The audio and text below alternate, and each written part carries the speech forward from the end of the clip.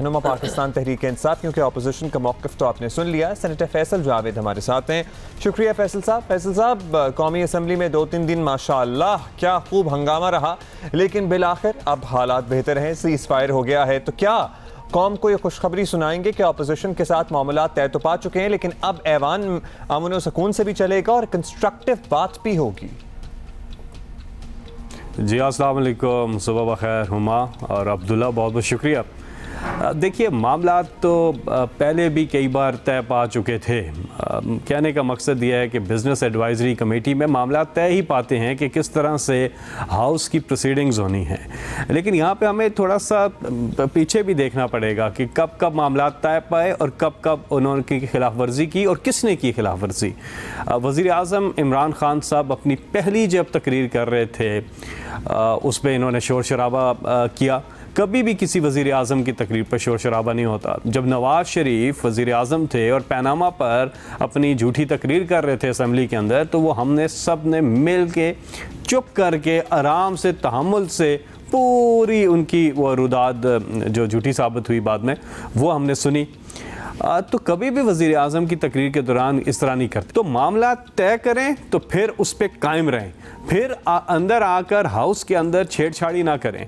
अब फिर हमने एक बड़ेपन का मुजाहरा दिखाया और दिखाना भी चाहिए, हुकूमत में है हमने शुरुआत की कि चलें जी, आप अपनी तकरीर तहम्मुल से करें और हम खामोशी इख्तियार करते हैं। लेकिन आप देख लीजिएगा, ये जियो टेलीविज़न पर मैं आपको बता रहा हूँ, ये देख लीजिएगा कि जैसे ही हमारे लोग तकरीर करेंगे ये फिर शोर शराबा करेंगे। तो मामलात अगर तय करने हैं तो फिर सबके लिए बराबर होने चाहिए, ये नहीं। और ये हमें 2.5 साल की पूरी कार्रवाई बताती है कि अपनी बात से मुकरते रहे हैं।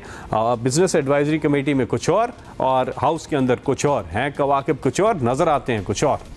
वैसे तो मामला इसका मतलब है सॉर्ट आउट, ये नहीं सॉर्ट आउट होने वाला फैसल, क्योंकि जब आप लोग तकरीर करेंगे तो ऑपोजिशन है ना, द टर्म इटसेल्फ डिफाइंस कि उन्होंने थोड़ा रौला तो मचाना है, लेकिन जो हुकूमती अरकान बैठे होते हैं वहाँ, और जब वो इस किस्म की चीज़ें करना स्टार्ट हो जाए ऑपोजिशन पे, तो वो ऑपोजिशन लगना स्टार्ट हो जाते हैं। Somebody has to take the upper hand, तो वो आप लोग कर ले। खैर एनीवे, पूछना आपसे ये है कि असेंबली हंगामा आराई पर ऑपोजिशन रहनुमाओं का ये इल्ज़ाम रहा कि हुकूमत ने ये सब जानबूझकर किया है, एक सोची समझी साजिश के तहत किया है। तो ये तक कहा गया कि हुकूमत सदारती निज़ाम की राह हमवार करने के लिए पार्लियामेंट को बेतौकीर कर रही है। तो क्या हुकूमत की जानिब से वाज़े तौर पर यह कह सकते हैं कि आपको सदारती निज़ाम नहीं चाहिए, आप मौजूदा सिस्टम के साथ ही हैं? देखिए ये पता नहीं कहाँ से डिस्कशन में आ रही है चीज़। पार्लिमानी निज़ाम का हम हिस्सा हैं और हम उसमें मेजर स्टेक होल्डर हैं।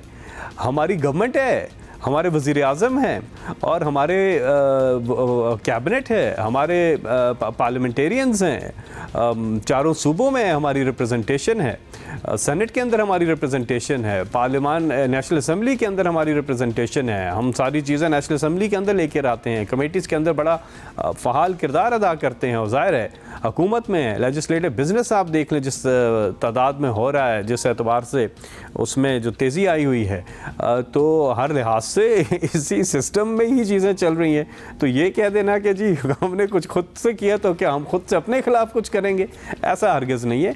और हाँ, ज़ाती राय आप पूछेंगे मेरा तो वो अलग बात होगी, लेकिन अगर आप पार्लियामेंट की और गवर्नमेंट की और PTI के मौक़िफ़ की बात करेंगी तो वो बड़ा वाज़ेह है और बड़ा क्लियर है कि वो पार्लिमानी जो सिस्टम है इसी का हिस्सा है और इसी के साथ है। चलें, ये तो आपने क्लैरिटी दे दी। फैसल साहब, पार्लियामेंट को फाल रखना अपोजिशन से कहीं ज़्यादा, अभी हम भी बात कर रही थी, हुकूमत के मफाद में है, लेकिन आप अपेरेंटली अभी भी ये समझते हैं कि जब आप तकरीरें करेंगे तो ये लोग फिर हंगामा करेंगे, तो वो एतमाद की फ़ज़ा जो है ना वो कहीं लग रहा है कि बहाल नहीं हुई है। अब वज़ीर आज़म साहब की दिलचस्पी आप बता सकेंगे कि इस मामले में तासुर ये है कि नज़र आ नहीं रही है कि पार्लियामेंट फ़ाल अंदाज में काम करती रहे।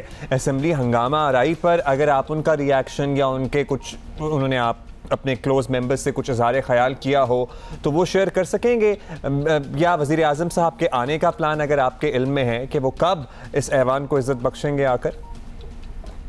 जो बिजनेस एडवाइजरी में तय होता है वो हाउस के अंदर होना चाहिए। डिसिप्लिन, नज़्म ज़ब्त, इसी के कायल हैं वज़ीर आज़म इमरान खान भी। और वज़ीर आज़म बारह दफ़ा असम्बली में आए, अभी फिर आने वाले कुछ दिनों में, जो आपका सवाल है, कुछ दिनों में फिर आ रहे हैं असम्बली में। बात ये नहीं है, बात ये है कि अपोजिशन जो है वो छुई मुई अपोजिशन है, वो तामीरी अपोजिशन का किरदार अदा नहीं कर रहे। वो एक हर चीज़ के ऊपर शोर शराबा करते हैं। आप ये बजट आया, आप आएँ उसमें टेक्निकल अपनी निकात आके बयान करें, सिफारिशात दें और आगे काम चले। नहीं, सारा वक्त अपने सिर्फ वो NRO के चक्कर में, यानी कि वो नैब की 38 में से 34 अमेंडमेंट्स के लिए आप सारी चीज़ों को आप इस तरह से करें, ऐसा हरगिज़ नहीं होता। इसीलिए हम इनसे बार बार कहते हैं। और अभी हम ओवरसीज़ की वोटिंग के ऊपर और इलेक्ट्रॉनिक वोटिंग के ऊपर हम जो काम कर रहे हैं, इसमें अपोजिशन को चाहिए कि वो हमारे साथ आए। इससे ज़्यादा पब्लिक इंटरेस्ट की क्या चीज़ होगी कि हम इलेक्शन रिफॉर्म्स की तरफ जा रहे हैं, तो उसमें आके अपनी फीडबैक दे दें, फीडबैक ज़रूर दें। ऑलराइट, बहुत शुक्रिया। फैसल जावेद खान हमारे साथ मौजूद थे।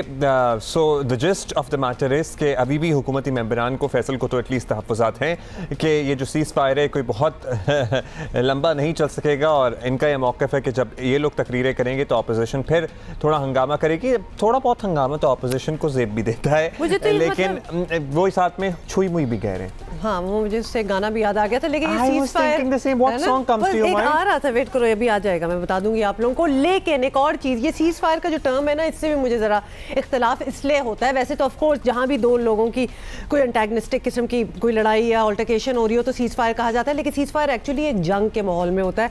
और जो हमने देखा है पिछले 3-4 दिनों में पार्लियामेंट में, तो वो एक जंग ही लग रही थी, बिकॉज हाथापाई और फिजिकली एक दूसरे को हार्म करने वाली बातें। और तो ये भी कह रहे हैं कि इमरान खान साहब भी जल्द आएंगे ऐवान में। वो खैर, वो जब आते हैं किस तरह से कार्रवाई आगे बढ़ती है, Geo News will keep you updated on that and other matters as well. लेकिन एक बात उन्होंने क्लियर कर दी है कि जो प्रेसिडेंशियल सिस्टम वाली डिबेट हो रही है, उन्होंने कहा जी ये बिला वजह हम पार्लिमानी निज़ाम का हिस्सा हैं और इसी के साथ हैं। ये बड़े कैटेगोरिकली उन्होंने बिल्कुल उसको कर दिया। So we don't have to really talk about that.